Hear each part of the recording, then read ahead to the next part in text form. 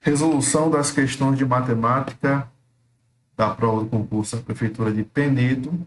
Na verdade, essa prova é de raciocínio lógico, mas eu selecionei as questões que envolvem o assunto de matemática, assuntos de matemática, para resolver. A prova é dos cargos de ensino superior. Questão 17.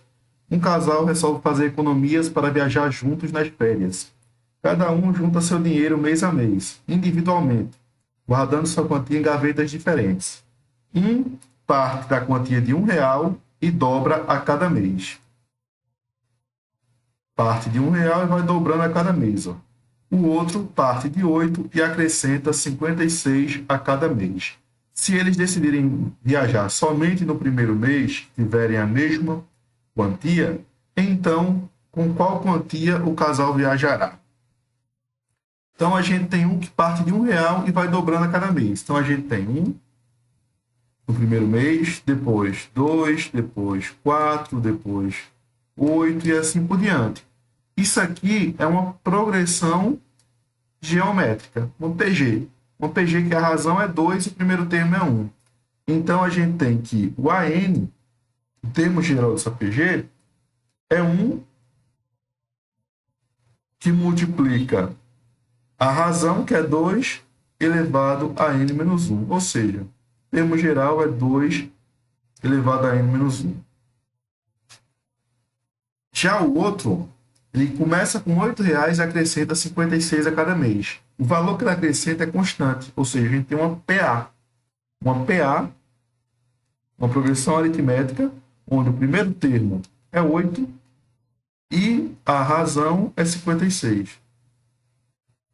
Assim, a gente vai ter que o termo geral vai ser o primeiro termo mais n menos 1 vezes 56.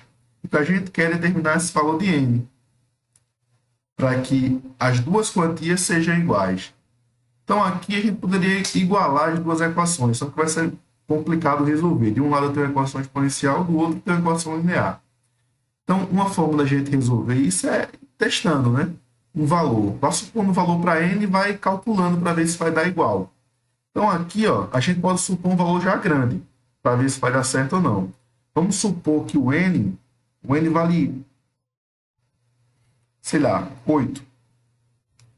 Então, se o n for igual a 8, a gente vai ter o seguinte, ó. A gente vai ter 2 elevado a 8 menos 1, ou seja, 2 elevado a 7. 2 elevado a 7, 2 elevado a 5 é 32, vezes 2, 64, vezes 2, 128. Então, de um lado a gente tem 128. O outro, a gente vai ter 8 mais n menos 1, ou seja, 8 vezes 7 vezes 56. 8 mais 7 vezes 56. Vou pegar aqui.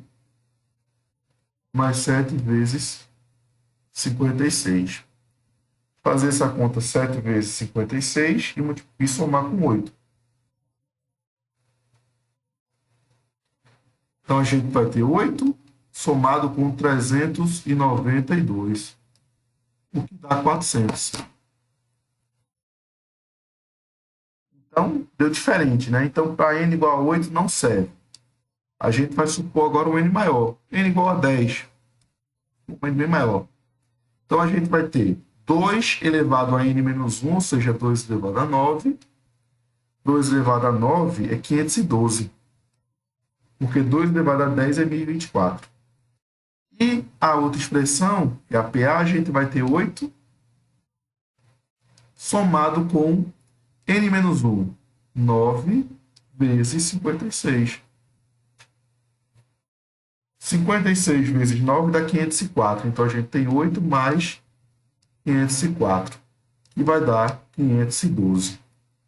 Então, perceba que a gente encontrou dois valores iguais, né? 512 e 512. Então, no 10º mês, é que eles vão ter a mesma quantia. Essa quantia vai ser 512. Então, aqui, ó, se eles decidirem viajar somente no primeiro mês que tiver a mesma quantia, então, com qual quantia o casal viajará? Olha, vai viajar com 512 para cada, o que vai dar 1024. Letra D. Casal vai viajar comigo R$ 24. Então, a gente resolveu uma questão que envolve PA e PG. Questão 19. Um coador de café tem o formato de um tronco de cone cujo diâmetro da base maior mede 10 e o da base menor mede 1. Para fazer a filtragem do café é necessário o uso de um papel de filtro que deve cobrir toda a superfície lateral do coador e também todo o espaço vazio existente da base menor, formando então um cone reto perfeito de altura 12. Não havendo sobra de papel de filtro na base maior, com base nessas informações, qual a área total aproximada em centímetro quadrado do cobertor de papel? Então, é dito que o cobertor de papel ele é um cone reto perfeito de altura 12. Então, a gente tem um cone que a altura dele é 12. Altura 12. E essa base aqui do cone é igual à base maior do coador, que é 10 centímetros. Ele tem um diâmetro, né, de 10 centímetros. Então, na verdade, o raio desse cone é 5 centímetros. A altura dele é 12. Então, a questão quer saber a área aproximada, a área lateral desse filtro. Para a gente calcular essa área lateral, a gente precisa multiplicar π vezes o raio vezes a geratriz do cone. A geratriz é essa reta aqui, ó, que a gente consegue determinar o valor dela fazendo o uso do teorema de Pitágoras. Porque se a gente pegasse a vista lateral do cone, a gente tem isso aqui, ó. A gente tem um triângulo retângulo onde esse lado é a altura do cone, que vale 12, esse lado é o raio e aqui está a geratriz. Então, de acordo com o teorema de Pitágoras, a geratriz ao quadrado vai ser a altura ao quadrado, 12 ao quadrado, mais o raio ao quadrado. O raio é metade do diâmetro, então é 5 ao quadrado. Então, a geratriz ao quadrado vai ser igual a 144 mais 25. O que vai dar 169, e basta tirar a raiz quadrada de 169, que vale 13. O G é 13.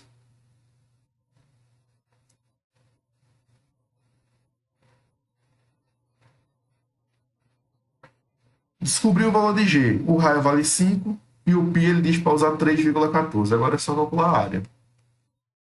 3,14 vezes 5 vezes 13.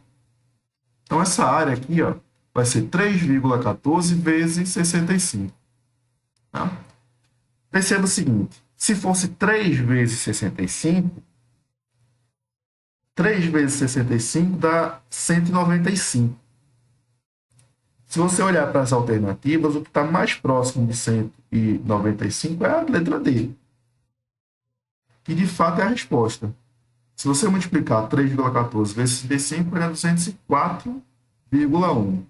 Tá? Então, nem precisou multiplicar aqui essa expressão para a gente saber a resposta, porque as alternativas estão distantes uma da outra. Então, dá para a gente usar a lógica.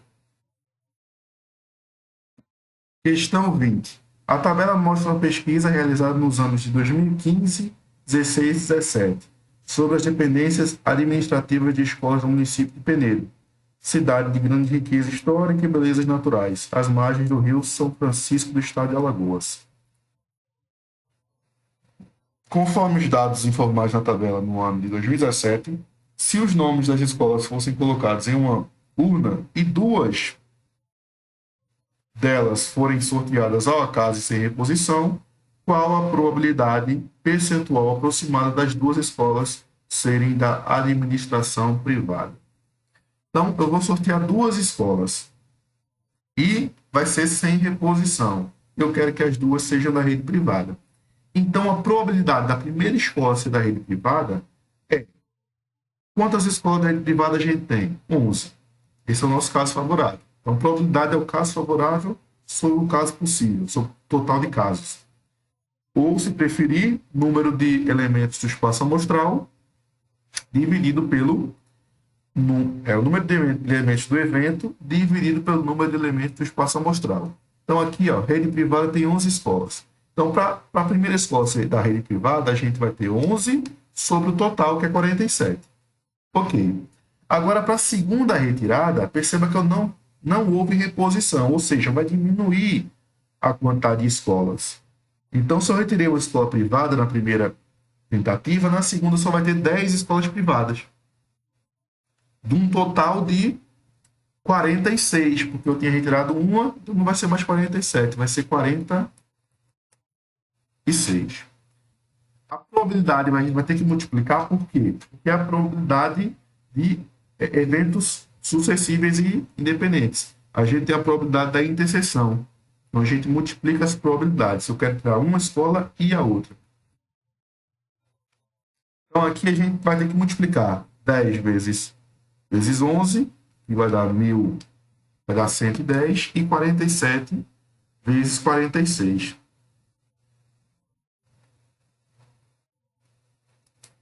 Que vai dar 2.162. Portanto, a gente divide 110 por 2.162, a gente vai ter aproximadamente 0,05 aproximadamente, tá? E isso aqui é aproximadamente 5%. Então, de acordo com a resposta aqui, mais próximo de 5%, a letra C, 5,09. Tá aí a resposta. Questão 22, questão complicada essa. Pedro, Tiago e João pertencem ao grupo de estudos escolar. Entretanto, como conversam muito entre si, todos concordaram que nunca deveriam ser citados juntos. Nesse grupo existem 7 pessoas, sendo que 2 delas são canhotas. A sala onde se reúnem possui 8 cadeiras, com 3 delas para pessoas canhotas. Essas cadeiras são fixas conforme o layout abaixo. Sabendo que Pedro, canhoto, e os outros 2 são destros, admitindo que todos sempre se sentam em cadeiras apropriadas à sua característica, de quantas formas diferentes os 3 podem sentar. Então, ele quer saber as formas dos 3 sentarem, tá? O problema aí é Pedro, porque Pedro é canhoto, os outros 2 não. Então, a gente tem 2 situações. Pedro é canhoto e os 3 não podem sentar juntos. Então, vamos partir de Pedro canhoto. Então, eu tenho que posicionar o Pedro nesse grupo. Então, eu vou colocar primeiro o Pedro aqui, ó, nessa cadeira de baixo. Então, aqui está o Pedro. Beleza, fixei o Pedro, a gente vai ter que colocar o Tiago e o João, só que eles não podem estar próximos do Pedro. Então, essas 2 cadeiras daqui, ó, eles não podem sentar, nem nessa, nem nessa. Beleza? Então, vamos lá. Digamos que o Tiago fique à esquerda de Pedro. Se o Tiago ficar à esquerda de Pedro, o Tiago pode ficar nessa cadeira ou nessa. Então, perceba que Pedro só tem uma possibilidade para ele. Para Tiago, eu tenho 2 possibilidades. E para João, se eu colocar Tiago aqui, João não pode sentar aqui, porque vai estar próximo de Tiago. João tem que ficar do outro lado, ou seja, aqui. João só tem uma possibilidade. Pelo princípio multiplicativo, isso vai dar 2 possibilidades. Beleza. Só que tem um detalhe. Eu posso inverter Tiago e João. Eu posso colocar João à esquerda e Tiago à direita de Pedro. Então, João vai ter 2 possibilidades, Pedro só tem uma, João vai ter 2 e Tiago uma, o que vai dar 2 possibilidades também de rearranjar esses caroços. Ok. Isso foi a primeira parte. A gente também pode colocar o Pedro nas poltronas acima, nas cadeiras acima. Vamos para a segunda possibilidade, que é com Pedro sentando acima. Digamos que Pedro use essa cadeira aqui. Então, ele vai ter uma possibilidade nessa cadeira. Se ele sentar nessa cadeira aqui, a gente vai ter que olhar para Tiago e João agora. Digamos que Tiago fique à direita dele, nessas cadeiras aqui. Tiago não pode sentar nessa, que vai estar próximo de Pedro. Então, Tiago vai ter 2 opções. E o João, ele só pode sentar do outro lado. Então, ele pode sentar nessas 2 cadeiras. Também vai ter 2 opções. Pelo princípio multiplicativo, a gente vai ter 4 opções nessa configuração. Só que existe uma outra configuração, né? que é colocar o Tiago, o João desse lado e o Tiago desse. Então, a gente vai ter uma possibilidade para Pedro, duas para o João e duas para o Tiago, o que vai dar 4 possibilidades também. Só que a gente também pode colocar o Pedro nessa posição. Se o Pedro está nessa posição, ninguém pode sentar nessa cadeira, nem Tiago, nem João. Então, a gente vai ter uma possibilidade para Pedro, Tiago vai ter essas 3 possibilidades para sentar e João só vai ter uma possibilidade, o que vai dar 3 possibilidades. Mas a gente também pode inverter a posição de João e Tiago. Então, desse lado, a gente pode colocar o João e desse lado aqui o Tiago. Então, a gente vai ter uma possibilidade vezes 3 vezes 1, que vai dar 3 possibilidades. Só que tem mais um detalhe. Se o Tiago sentar nessa poltrona, que ele pode sentar nessa poltrona, o João pode sentar nessa, porque não está perto do Tiago. Então, a gente vai ter mais 2 possibilidades, que é Tiago sentar nessa poltrona, João nessa, ou vice-versa, João nessa, Tiago nessa. Então, além disso, a gente tem mais 2 possibilidades. Basta a gente somar todas as possibilidades que a gente vai encontrar o resultado correto. Então, a gente tem 2 mais 2, 4, 4 mais 4, 8, 12, 15, 18, com mais essas 2 possibilidades, vai dar a resposta, letra C, igual a 20. Questão 24. Sem pressa para atravessar o rio São Francisco, Paulo decidiu pescar enquanto conduzia sua canoa. Depois de entrar na canoa e tirar a água acumulada no fundo da embarcação, navegou por 100 metros e precisou parar para tirar água novamente.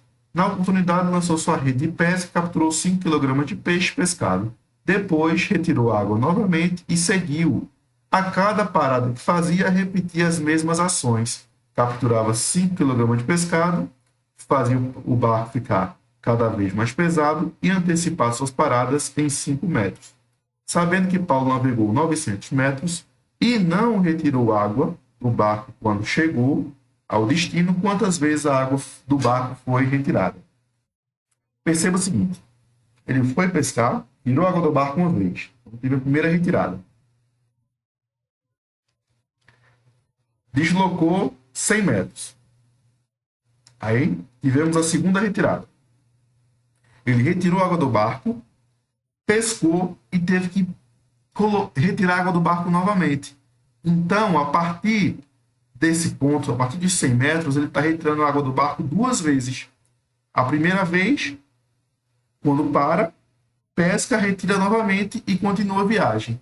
Só que quando ele continua a viagem, o barco está pesado, ele tem que parar 5 metros antes. Então, ele vai parar com 95 metros, depois 90, depois 85 e assim por diante, até chegar a uma distância de 900 metros. Em cada parada, ele retira a água do barco, pesca, retira a água do barco e segue. Então, ele faz 2 retiradas da água do barco. Então, para a gente calcular quantas retiradas ele teve, tem que saber quantas paradas ele fez. Então, para saber quantas paradas ele fez, vamos somar as distâncias que ele percorreu até parar, até dar os 900 metros. Então, vamos fazer aqui do outro lado. A gente tem 100 mais 95, mais 90, mais 85, mais 80, mais 75, mais 70, mais 65, mais 60. Vamos somar até aqui. 5, 10, 15, 20. 0. Sobe 2, 11, 20, 28, 36, 43,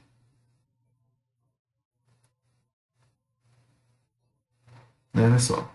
18 com 2, 20, 28, 36. 36 com 4, com 7, 43. 50, 62. 2, sobe 6. 6 com 5, 7. 720 metros. Ainda falta para chegar aos 900. Vamos continuar somando. 720, só que agora vai ser 55, 50, 45, vamos formar até o 45.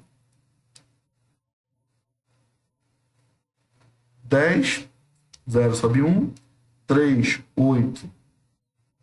Na verdade, 8 com 5, 3, 17, 7 sobe 1, 870. Se a gente somar mais 40, vai dar 910. Ele parou em 900. Então, ele fez as paradas até 45 metros. 45 metros, ele parou de novo e continuou e não mais parou. Então, basta contar quantos números a gente somou para saber quantas paradas ele teve. Então basta a gente contar quantos números ele somou. Então, a gente tem 1, 2, 3, 4, 5, 6, 7, 8, 9, 10, 11, 12. 12 números. Então, são 12 paradas. Em cada parada, ele retira água do barco 2 vezes, o que vai dar 24 retiradas. Com a primeira retirada, a gente vai ter a letra B como resposta, 25 retiradas. Questão 25. O professor de matemática de uma determinada escola decidiu criar uma gincana em suas turmas. Todas as equipes receberiam as mesmas quantidades de materiais, as mesmas regras e os mesmos prazos para a competição. Da mesma forma, para manter justa disputa interclasse, as turmas seriam representadas com o mesmo número de equipes. Os materiais disponíveis para o professor eram 42 tubos de cola, 147 palitos de picolé, 84 bolinhas de isopor e 63 cartolinas. Sabendo que não haveria sobra de materiais e que o professor tinha 3 turmas na escola, qual o número máximo de equipes que poderiam ser criadas em cada turma? Então, a questão é o número máximo de equipes. O professor tinha 3 turmas na escola.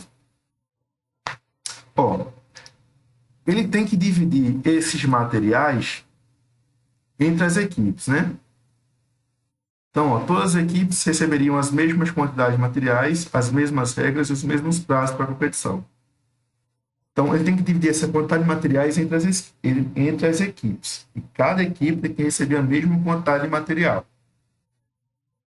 E a questão quer saber qual o número máximo de equipes, ou seja, esse número, essa quantidade de equipes tem que ser a maior possível. E, além disso, tem que ser um divisor de 42, 147, 84, 63. Ou seja, eu quero o maior divisor comum entre esses 4 números. Ou seja, é uma questão de máximo divisor comum.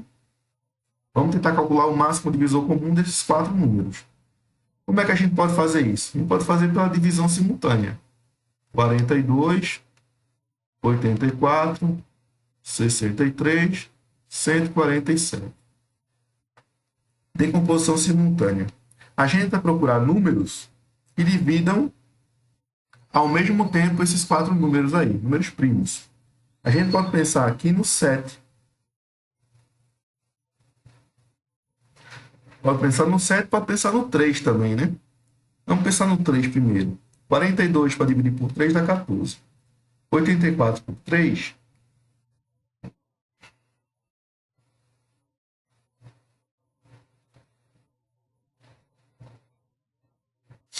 84 por 3 dá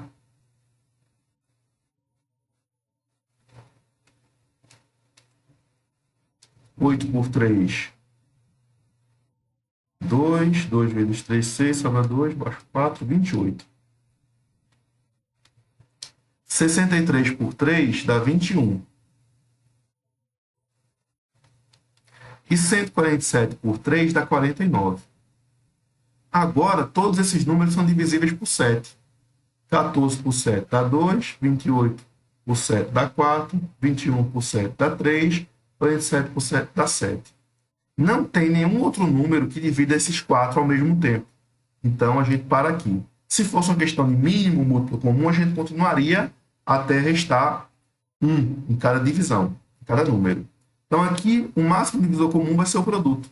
3 vezes 7, que é 21. Então, cada turma, a gente vai ter 21 equipes. Letra E. Não, na verdade, não, né? Cada turma é 21 equipes, não. São 3 turmas, né? Ao todo, a gente vai ter 21 equipes. Como são 3 turmas, em cada turma a gente vai ter 7 equipes, porque são 21 ao todo, dividido por 3, 7 equipes. Assim a gente encerra a resolução das questões de matemática dessa prova.